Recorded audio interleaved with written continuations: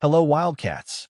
Mark Pope suggests that Jayden Quaintance is fine and won't stop playing. This guy seems like an eternal question mark, with some fans thinking he's retiring to improve his chances in the NBA. What now? Let's get to the Kentucky news. The mere appearance of Jayden Quaintance's name on the injury report was enough to reignite a feeling that Kentucky fans know all too well in recent years: permanent distrust. Injuries, delayed returns, vague updates, and the feeling that something is always about to get out of control.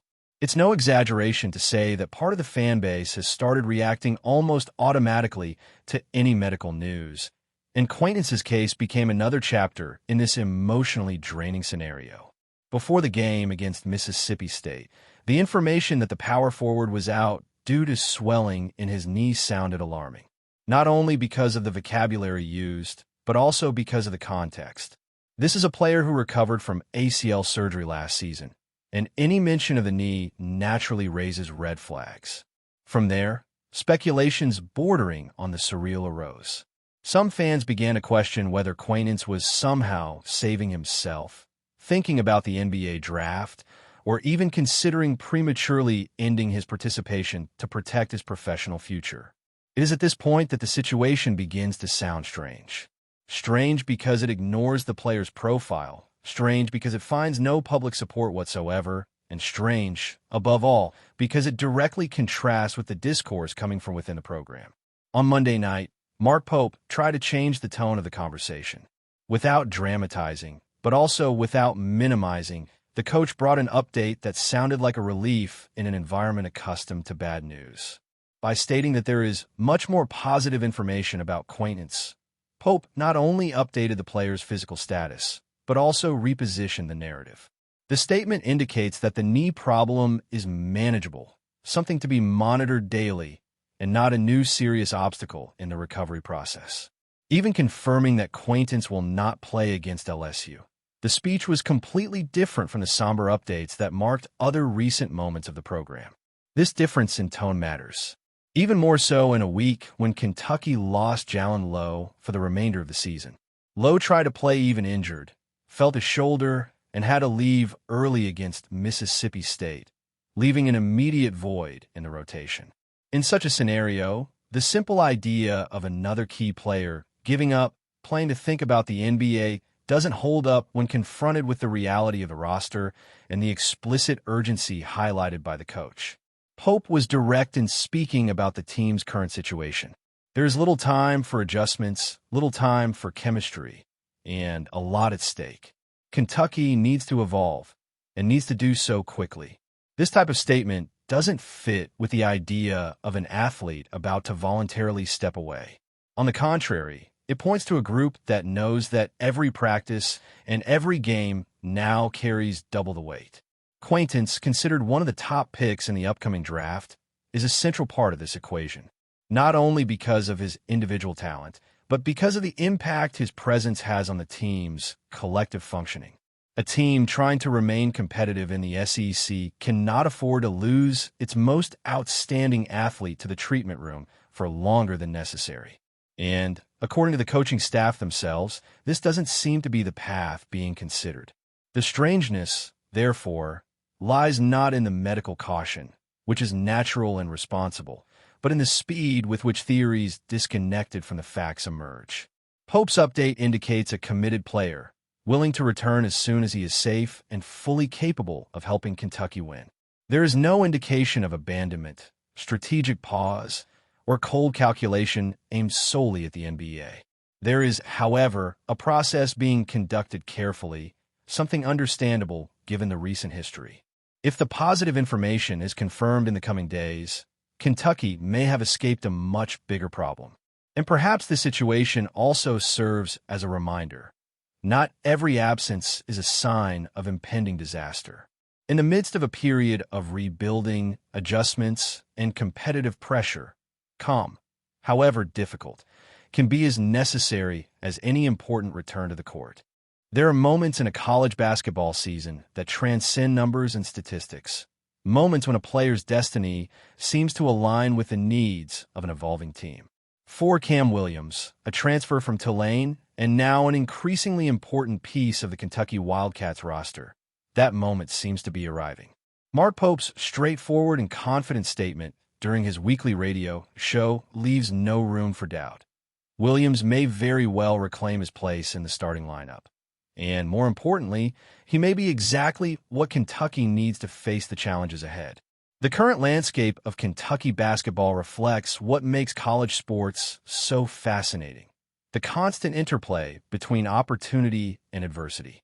With Jalen Lowe out for the remainder of the season after shoulder surgery, and Mo Diabate still trying to find consistency in his contribution, Williams' role naturally expands. But this shift isn't just a matter of circumstance. It reflects something deeper, something Pope has observed and cultivated since the 6 feet 2 inches forward arrived in the program.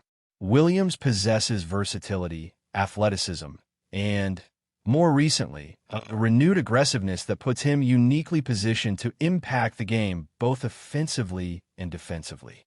The last game against Mississippi State was a clear example of this. In 30 minutes, his heaviest playing time of the season, Williams not only converted important shots, but also showed a more assertive facet of his game.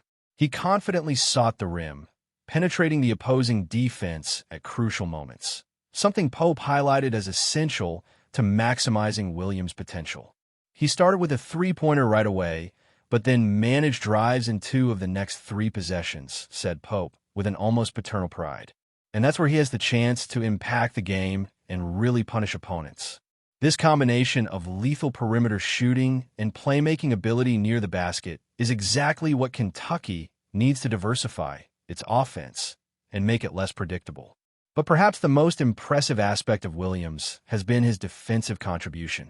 His reach and mobility constantly troubled Mississippi State, forcing turnovers and hindering the Bulldogs' offensive progression.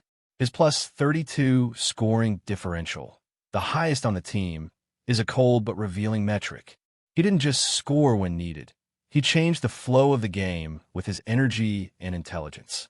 And that, more than anything else, must have caught Pope's attention. It's interesting to observe how the Kentucky coach approaches decisions about the starting lineup. He doesn't make empty promises or take rash actions. On the contrary, Pope seems to be carefully evaluating how each piece of the puzzle can best fit into the overall context of the team. When asked about the possibility of Williams returning to the starting 5, Pope responded with characteristic frankness. Yes. There was no beating around the bush, no hesitation. It was an answer that reflected both confidence in the player and the urgency of adjusting the team to face crucial games ahead.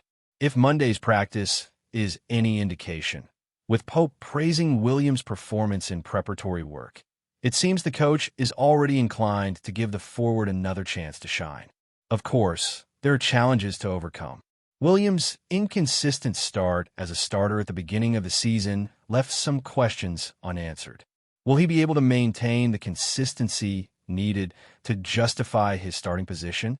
Will his newfound aggressive mentality continue to manifest itself in the toughest games?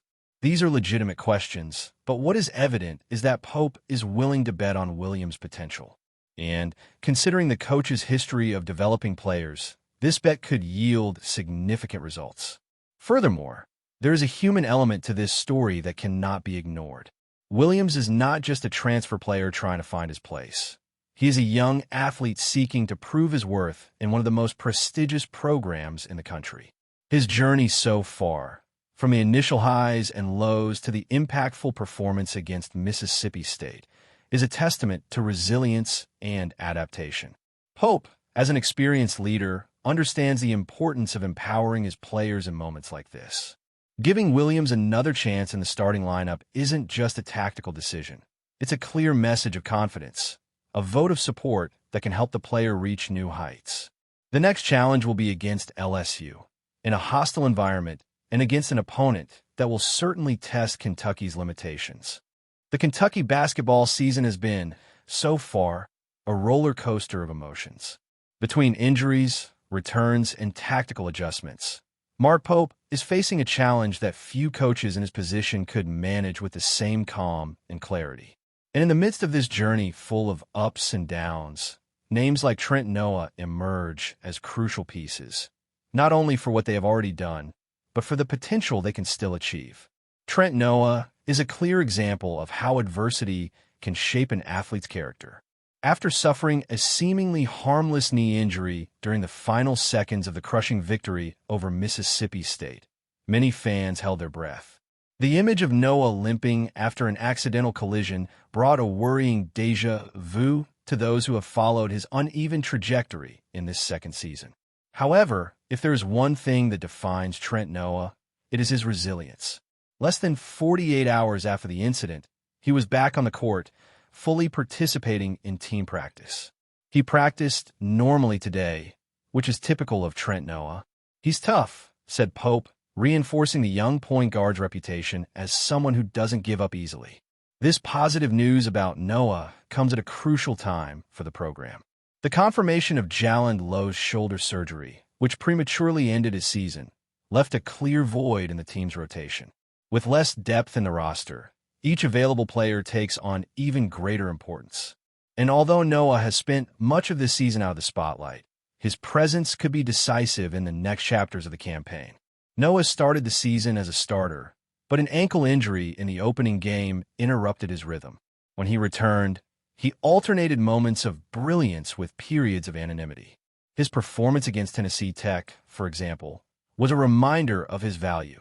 16 points and 6 rebounds demonstrated that he has the ability to impact the game. However, since then, his opportunities have gradually diminished. Against stronger teams, such as St. John's and Indiana, Noah has struggled to find consistent playing time in the rotation. His numbers reflect this struggle. Modest averages of 4.5 points and 2.3 rebounds per game, with a 40% success rate on three-point shots. An interesting statistic, but one that also reveals inconsistencies when facing more prepared defenses. Despite this, Mark Pope continues to bet on Noah. The coach sees beyond the statistics and minutes played. He sees a player who, even with limitations, possesses unique qualities. There will be more space, for sure. There will be more space this season where he will come in and help us win games, said Pope, highlighting Noah's importance within the group. This statement is not just public encouragement. It's a clear message that Noah is still part of Pope's plans, especially in a scenario where options are becoming scarce. The near future will be crucial for Noah. With Andrea Jelavic receiving more playing time recently and other players fighting for minutes, the internal competition is fierce. To establish himself, Noah will need to prove he can perform the tasks Pope expects of him. Consistently convert shots, contribute defensively, and bring energy whenever called upon. He will have to be efficient in crucial moments, showing that he deserves trust in important games. The current context of Kentucky basketball demands constant adaptation. Injuries change dynamics, young talents are tested, and the pressure to perform increases with each game. But in this scenario, Trent Noah represents something essential: the hope that, even amidst adversity, there is room for growth. He embodies the idea that not everything needs to be perfect to be valuable. His mistakes are part of the process, and his successes can be catalysts for significant changes in the team. Mark Pope knows this. He understands that building a competitive team goes far beyond relying solely on stars or experienced veterans. It requires players like Noah, who may not be constant protagonists, but who have the potential to transform small moments into big differences. And while fans continue to follow the evolution of this team, it's worth remembering that stories like Trent Noah's are the ones that, at the end of the season, can be told as examples of overcoming adversity and dedication. When the time comes, Pope will be ready to call Noah again, and we'll see how he performs. What do you think of Noah? Comment.